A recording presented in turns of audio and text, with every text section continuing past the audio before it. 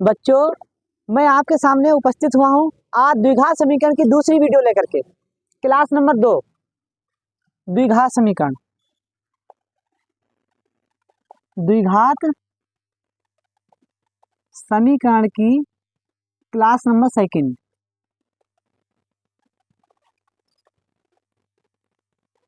Class number 2। मैं द्विघात समीकरण की एक वीडियो पहले बना चुका हूं। अगर आप लोगों ने नहीं देखी है तो उसे जरूर देखें। उसके बाद में उसके आगे के सवाल मैं बताने जा रहा हूं आज। देखो बच्चों, पहले सवाल के साथ हम उपस्थित होते हैं आपके सामने कि लिखा है पहला सवाल। बच्चों, ये बहुत मोस्ट इंपॉर्टेंट सवाल है। अगर आपने अभी तक कोई गणित की कोचिंग नहीं पढ़ी या अगर आपने कुछ और नहीं किया है तो आप अब भी अगर वीडियो देखते हैं तो इसके बाद आप लोग पास हो जाएंगे। अगर आपने सही से पढ़ाई नहीं की है, आपने किसी कारण से बस कोचिंग नहीं गए हैं, तो आप भी अगर मेरी वीडियो आप लोग देखते हैं तो आपको मैं पक्का बताता हूँ कि आप सवाल करना सीख जाएंगे। सवाल है, एक समीकरण दे रखा है आपको।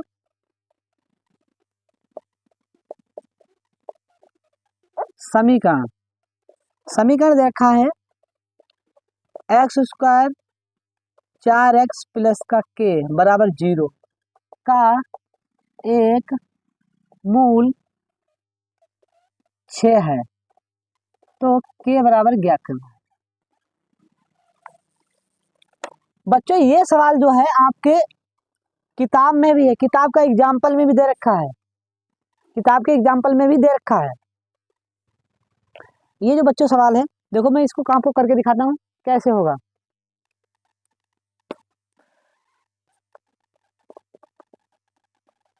देखो, जब कोई द्विघात समीकरण तो इसका मतलब इसमें दो मूल होंगे। कितने मूल होंगे? दो मूल होंगे। अगर त्रिघात होता इसके 3 मूल होते।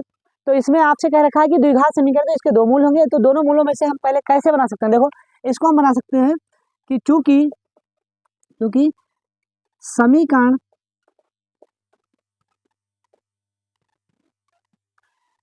का एक मूल 6 है। कितना है बच्चों? 6 है। तो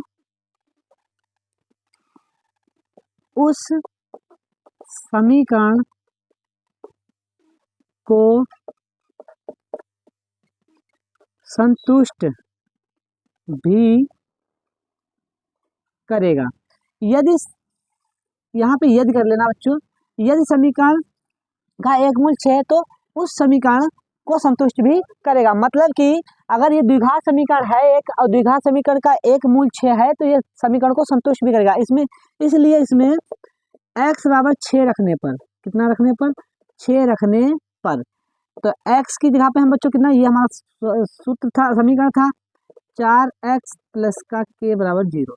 यहाँ पे हम कितना रख लेंगे? 6 का स्क्वायर माइनस 4 गुणा 6 प्लस का k बराबर 12। 6 छंग 36 माइनस 6 चौक 24 प्लस का k बराबर 0। बच्चों, 36 में से के 24 घटेंगे तो बचेंगे 12 प्लस का k बराबर 0। तो k बराबर हो जाएगा माइनस का 12। कितना हो जाएगा? माइनस का 12। हमें k का ही आंसर निकालना था और हमारा उत्तर आ भी गया है। बच्चों, ये सवाल लिखा है कि किसी आयताकार खेत का क्षेत्रफल 30 मीटर स्क्वायर है। यदि उसकी लंबाई उसकी चौड़ाई से 1 मीटर अधिक हो तो उन्हें ज्ञात करने के लिए द्विघात समीकरण होगा।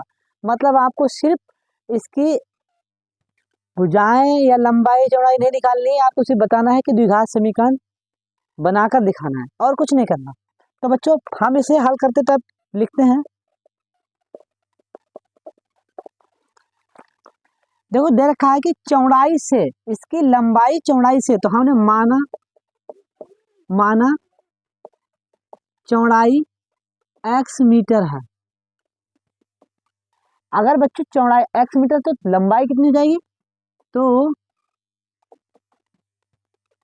लंबाई हो जाएगी x प्लस 2। कितनी? x plus 1। कितनी हो जाएगी? x plus 1। अब इसको समीकरण बनाना है, बना दो प्रश्नानुसार।